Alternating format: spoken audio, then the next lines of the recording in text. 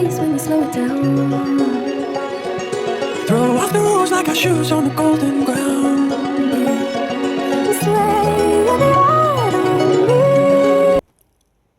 Hi, welcome back to my channel. So ಎಲ್ಲರೂ ಹೇಗಿದ್ದೀರಾ, ಆರಾಮಾಗಿದ್ದೀರಾ ಅಂತ ಈ ವಿಡಿಯೋ ಸ್ಟಾರ್ಟ್ ಮಾಡ್ತಾಯಿದ್ದೀನಿ. ನಾನು ನಿಮ್ಮ ಪ್ರೀತಿಯ ಕನ್ನಡತಿ ರಂಜಿತಾ. ಸೊ ಇವತ್ತಿನ ವಿಡಿಯೋ ಏನಂತ ಅಂದರೆ ಪುದೀನ ಚಟ್ನಿ ಜೊತೆ ಮೊಟ್ಟೆನ ಯಾವ ಥರ ಕಾಂಬಿನೇಷನ್ ಮಾಡಿ ತಿನ್ನೋದಂತ, ಲೈಕ್ ಸ್ನ್ಯಾಕ್ಸ್ ಥರ. ಇದು ತುಂಬ ಚೆನ್ನಾಗಿರುತ್ತೆ ಮತ್ತು ತುಂಬ ವೆರೈಟಿ ಆಗಿರುತ್ತೆ. ಇದು ಒಂದ್ಸಲ ಟ್ರೈ ಮಾಡಿದ್ದೀನಿ.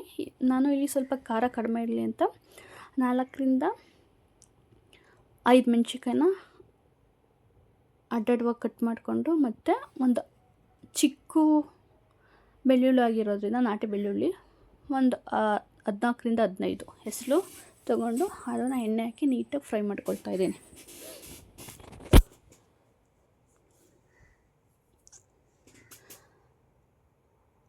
ಅದು ನೀಟಾಗಿ ಲೈಕ್ ಹಸಿ ವಾಸನೆ ಹೋಗೋವರೆಗೂ ಫ್ರೈ ಮಾಡ್ಕೋಬೇಕಷ್ಟೆ. ಲೈಕ್ ಇದು ಬೆಳ್ಳುಳ್ಳಿ ಏನು ಗೋಲ್ಡನ್ ಕಲರ್ ಬರೋವರೆಗೂ ಏನು ಫ್ರೈ ಮಾಡ್ಕೊಳ್ಳೋ ಅವಶ್ಯಕತೆ ಇಲ್ಲ. ಜಸ್ಟ್ ಹಸಿ ವಾಸನೆ ಹೋಗೋವರೆಗೂ ಫ್ರೈ ಮಾಡ್ಕೋಬೇಕು.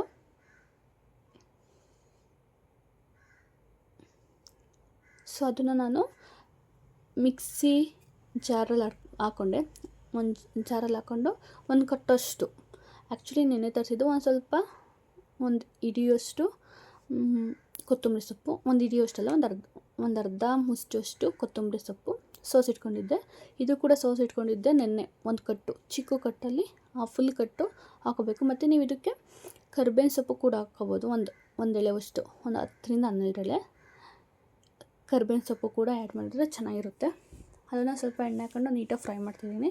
ಆ್ಯಕ್ಚುಲಿ ಪುದೀನ ಜಾಸ್ತಿ ದಿವಸ ಬರೋದಿಲ್ಲ, ಅದಕ್ಕೋಸ್ಕರ ಲೈಕ್ ಪುದೀನ ಬಾತ್ ಆ ಥರ ಏನಾದ್ರು ಟ್ರೈ ಮಾಡೋದು ಅಂದ್ಕೊಂಡೆ.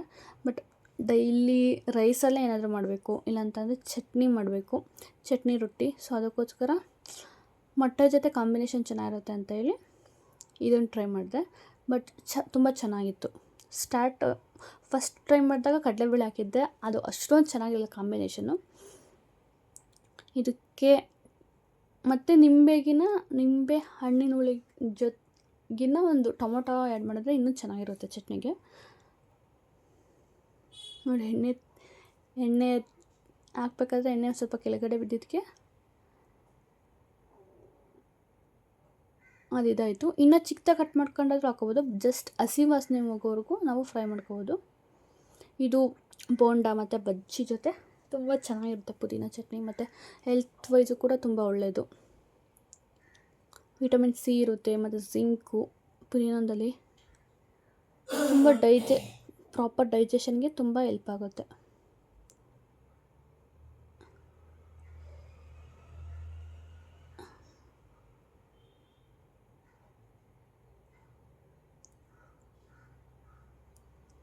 ಆ್ಯಕ್ಚುಲಿ ಹಂಗಿಡಬಾರ್ದು, ಸ್ವಲ್ಪ ಸುಡ್ತಾಯಿತ್ತು. ನಾನು ಮುಂಚೆನೇ ಒಂದು ಲೈಕ್ 5 ಮೊಟ್ಟೆನ ಉಪ್ಪಾಕಿ ಬೇಯಿಸಿಟ್ಕೊಂಡು ಅದನ್ನು ಸಿಪ್ಪೆ ಸುಲಿದಿಟ್ಕೊಂಡಿದ್ದೆ. ಅದೆಲ್ಲರಿಗೂ ಗೊತ್ತಿರುತ್ತಲ್ಲ, ಬಾಯ್ಲ್ ಮಾಡಿರೋದನ್ನ ಈ ಥರ ನೀಟಾಗಿ ಇದು ಮಾಡಿಕೊಂಡು ಕಟ್ ಮಾಡ್ಕೊಳ್ಳೋದು. ಅದು ಇನ್ನೇನು ಪ್ರೋಸೆಸ್ ದೊಡ್ಡದಾಗಿರುತ್ತೆ, ಅದೆಲ್ಲ ನಾರ್ಮಲಾಗಿ ಗೊತ್ತಿರುತ್ತೆ. ಆ್ಯಕ್ಚುಲಿ ಜಯನಗರ ಲೋಕಲ್ ಶಾಪಲ್ಲಿ ತಂದಿರೋದ್ರಿಂದ ಜಾಸ್ತಿ ದಿವಸ ಬರೋದಿಲ್ಲ. ಲೈಕ್ ಅವು ಸ್ಟಾಕ್ ಇರುತ್ತೆ ಅನಿಸುತ್ತೆ. ಇಲ್ಲೇ ಒಂದು ನಾರ್ಮಲ್ ಕಿರಾಣಿ ಅಂಗಡಿಯಲ್ಲಿ ತಂದಿರೋದು. ಒಂದು ಸುಟ್ಟೋದೆಲ್ಲ ತರಿಸಿದ್ರೆ ನಾವು ಆಲ್ಮೋಸ್ಟು ಒಂದು ವೀಕ್ ಮೇಲಾದರೂ ಇಟ್ಕೋಬೋದು. ಶುಕ್ರವಾರ ಪೂಜೆ ಮಾಡಿದಾದ್ಮೇಲೆ ಮಾಡ್ತಾ ಇರೋದು ಇದು ರೆಸಿಪಿ. ಈ ಥರ ಲೈಕ್ ತುಂಬ ಕಡಿಮೆ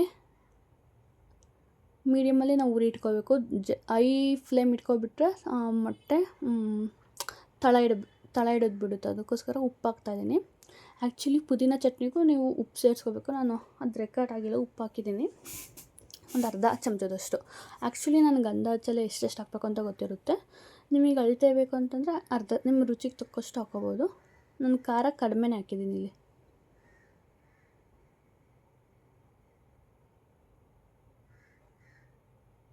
ಮತ್ತು ಸ್ವಲ್ಪ ನಾನು ಖಾರದ ಪುಡಿ ಮೇಲೆ ತಿಟ್ಟಿದ್ದೆ ತಗೊಂಡಿಲ್ಲ ಅಂತೇಳಿ ಸ್ವಲ್ಪ ಸಾರಿನ ಪುಡಿ ಹಾಕಿದ್ದೀನಿ.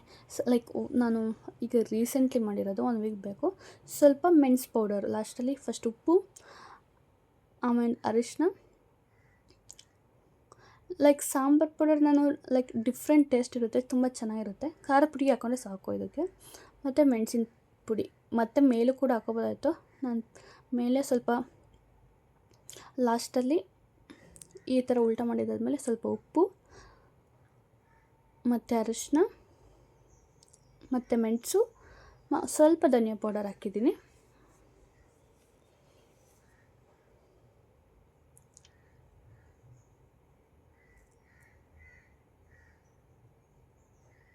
ಇದಕ್ಕೇನು ಜಾಸ್ತಿ ಏನು ಎಣ್ಣೆ ಯೂಸ್ ಮಾಡಿಲ್ಲ.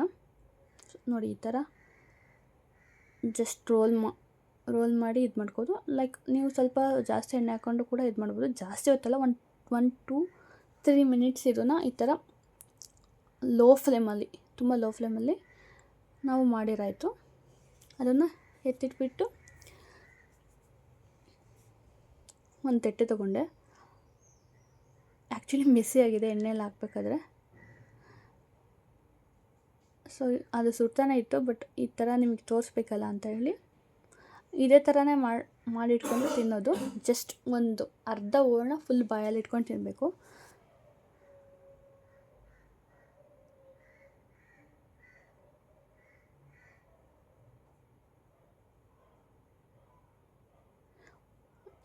ಮ್ಯಾಕ್ಸಿಮಮ್ ಅಂತಂದರೆ ಎಲ್ಲ ಇಂಗ್ರೀಡಿಯೆಂಟ್ಸ್ ರೆಡಿ ಮಾಡಿ ಇಟ್ಕೊಂಡ್ರೆ 15 ಮಿನಿಟ್ಸ್ ಅಷ್ಟೇ. ಇಂಗ್ರೀಡಿಯೆಂಟ್ಸ್ ಎಲ್ಲ ರೆಡಿ ಮಾಡ್ಕೊಳ್ಳೋದಕ್ಕೆ, ಹಚ್ಕೊಳ್ಳೋದಕ್ಕೆಲ್ಲ ಇಟ್ಸ್ ಟೇಕ್ಸ್ ಟೈಮ್. ಒಂದು ಅರ್ಧ ಗಂಟೆಲೆಲ್ಲ ಈ ರೆಸಿಪಿ ರೆಡಿ ಆಗುತ್ತೆ. ಒಂದು ಅರ್ಧ ಗಂಟೆ, ಮುಕ್ಕಾಲು ಗಂಟೆ ಮೊಟ್ಟೆ ಬೇಯಿಸಿದ್ರೆ ಈ ಪುದೀನ ಚಟ್ನಿ ಹಾಕಿ. ಆ್ಯಕ್ಚುಲಿ ಸ್ಪೂನಲ್ಲಿ ಎಷ್ಟೊಂದು ಕಂಫರ್ಟಬಲ್ ಅನ್ನಿಸ್ತಿರ್ಲಿಲ್ಲ, ಅದಕ್ಕೆ ಕೈಯಲ್ಲೇ ಹಾಕೋಣ ಅಂತೇಳಿ ತುಂಬ ನೀಟಾಗಿ ಬ್ಲೆಂಡ್ ಮಾಡ್ಬೋದು ಕೈಯಲ್ಲಾದರೆ. ಇದಕ್ಕೆ ನಾವು ಇನ್ನೊಂದು ಸ್ವಲ್ಪ ಕೊತ್ತಂಬರಿ ಇನ್ನೇನು ಹಾಕಿದ್ನಲ್ಲ ಅಂತೇಳಿ ನಾನು ಕಟ್ ಮಾಡಲಿಲ್ಲ. ಒಂದು ಸ್ವಲ್ಪ ಈರುಳ್ಳಿ ಚಿಕ್ಕದಾಗಿ ಕಟ್ ಮಾಡ್ಕೋಬೇಕು. ನಾನು ಸ್ವಲ್ಪ ಬೇಗ ಮಾಡೋಣ ಅಂತೇಳಿ ಒಂದು ಸ್ವಲ್ಪ ನಿಂಬೆಹಣ್ಣು ಹಾಕ್ತಿದ್ದೀನಿ. ಚೆನ್ನಾಗಿರುತ್ತೆ ಈ ಥರ ಚಿಕ್ಕದಾಗಿ ಕಟ್ ಮಾಡಿರೋ ಈರುಳ್ಳಿ. ಇನ್ನೂ ಚಿಕ್ಕದಾಗಿ ಕಟ್ ಮಾಡಿದ್ರೆ ಇನ್ನೂ ಸಖತ್ತಾಗಿರುತ್ತೆ.